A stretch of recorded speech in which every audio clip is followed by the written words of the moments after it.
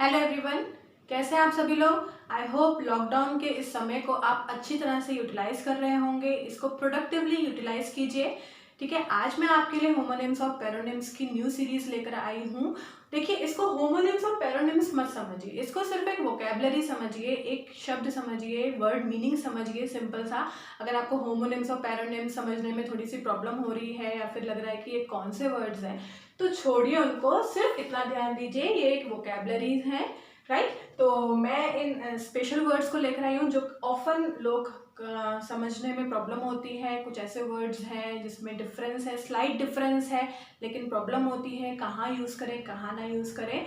तो I hope आज से आपको ये प्रॉब्लम नहीं होगी।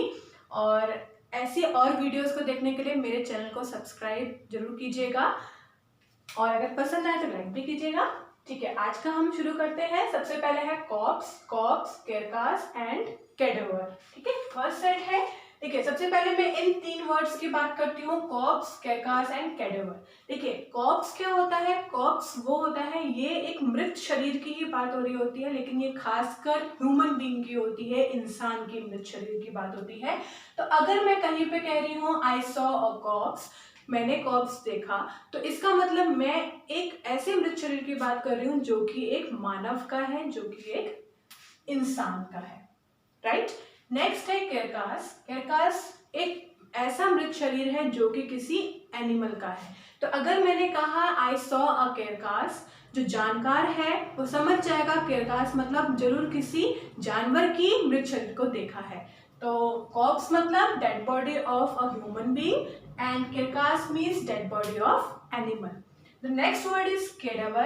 देखिए, ये भी एक मृत शरीर ही है, लेकिन ये ऐसा मृत शरीर है जो कि मेडिकल कॉलेजेस में या फिर साइंटिफिक पर्पज से इस बॉडी को यूज किया जाता है। जैसा आपने मुन्ना भाई एमबीबीएस में देखा भी होगा, एक बॉडी को वो रीड करते हैं, तो वो क्या है आपका कैडेवर।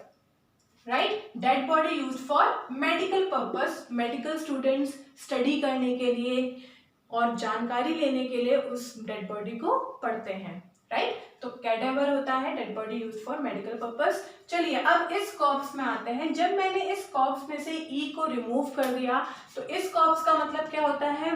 वो समूह लोगों का, वो समूह जो मिलकर किसी में काम कर रहे हो। राइट, जैसे मैं कोविड-19 की बात करूं, जो कोरोना वॉरियर्स हैं वो भी एक क्या है? कॉर्प्स ही हैं। Right, a group of people who work together, वो लोग जो मिलकर काम कर रहे होते हैं।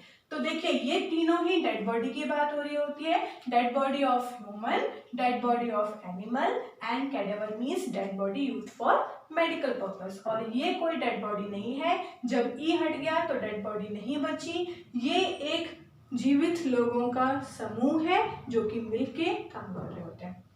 नेक्स्ट सेट है सेंश्योर एंड सेंसर। सेंश्योर मतलब क्या होता है? किसी भी चीज में आपको आलोचना करना, दोषी ठहराना, वो क्या है? सेंश्योर। और सेंसर, देखिए इसका प्रोनाउंसिएशन सेंश्योर है और इसका प्रोनाउंसिएशन सेंसर है। इसका मतलब होता है एग्जामिनेशन ऑफ फिल्म्स। जैसे सेंसर बोर्ड है, सेंसर बोर्ड किसी भी मूवी को, किसी भी फिल्म को सबसे पहले निरीक्षण करता है, उसको जांचता है कि इस फिल्म में कोई ऐसा आपत्तिजनक तो चीज नहीं दिखाई गई है जो पब्लिक को नहीं दिखानी चाहिए, तो उस हिसाब से वो उसको सर्टिफिकेशन देती है, यूनिवर्सल एडल्ट या फिर यूनिवर्सल एडल्ट दोनों।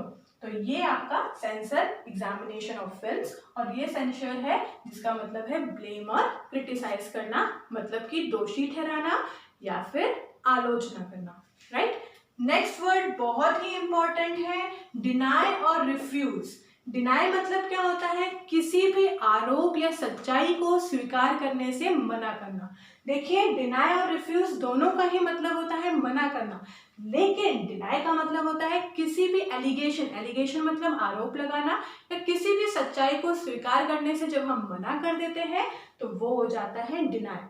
और रिफ्यूज होता है अगर किसी ने कोई ऑफर दिया आपको कि मेरे यहाँ काम कर लो, तो वो रिफ्यूज कर देता है। अगर किसी ने आपको ब्राइब दी, जॉब लगने के बाद भाई 10 लाख की ब्राइब दे रहा है, तो आपको रिफ्यूज कर देना चाहिए, आपको इस ऑफर को, इस चांस को रिफ्यूज कर देना चाहिए, इनकार देना चाहिए कि मैं नहीं लूंगा। और यहाँ पे वो ये कह रहा है कि आपने चोरी की थी क्या, वो कहेगा नहीं मैंने नहीं की थी, तो ये पास्ट की बात हो जाएगी, तो वो डिनाई करेगा, राइट। दोनों ही इनकार है, राइट। नेक्स्ट वर्ड है डोज एंड डोज। देखिए प्रोनाउंसिएशन दोनों सेम है, भूल जाइए कौन सा होमोनिम है कौन सा पैरोनिम है, सिर्फ इतना याद रखिए एक जेड वाला है एक एस वाला है। डोज मतलब स्लीप, जिसकी नींद की बात हो रही है यहाँ पे, और डोज मतलब यहाँ पे मेडिसिन दवाई की बात हो रही है, और खुराक की बात हो रही है कि आपको कितनी मेडिसिन लेनी है, कितनी डोज लेनी है इस दवाई की, राइट। नेक्स्ट वर्ड है डिफेक्टिव एंड डेफिशिएंट। बहुत इंपॉर्टेंट वर्ड है डिफेक्टिव और डेफिशिएंट। देखिए दोनों में ही कमी है, लेकिन डिफेक्टिव वर्ड यूज होता है किसी भी प्रोडक्ट के लिए, किसी भी मशीन के लिए, किसी भी मैकेनिकल चीज के लिए, कि वो एक फॉल्टी चीज थी, वो एक डिफेक्टिव पीस का मोबाइल मुझे मिल गया, I bought a defective piece of mobile, right. तो डिफेक्टिव मतलब हैविंग डिफेक्ट, कोई कमी होना, राइट, या फिर फॉल्टी होना, राइट। डेफिशिएंट, डेफिशिएंट मतलब क्या होता है, जैसे due to lack of, due to deficiency of vitamin A he got night blindness. वो विटामिन ए की कमी से उसको रतौंधी हो गई, नाइट ब्लाइंडनेस हो गई। तो कोई भी नेसेसरी चीज, यहाँ पे भी नेसेसरी चीज की ही कमी है, लेकिन ये एक खासकर किसी मशीन के लिए आ रहा है, और ये किसी मिनरल्स और वाइटामिन्स के लिए आ रहा है, राइट। तो आई होप आपको ये वर्ड समझ में आए होंगे। प्लीज़ अगर समझ में आ रहे हैं तो कमेंट कीजिए, और कोई भी फीडबैक देना चाहते हैं तो प्लीज़ कमेंट बॉक्स में फीडबैक दीजिए। Thank you so much and take care.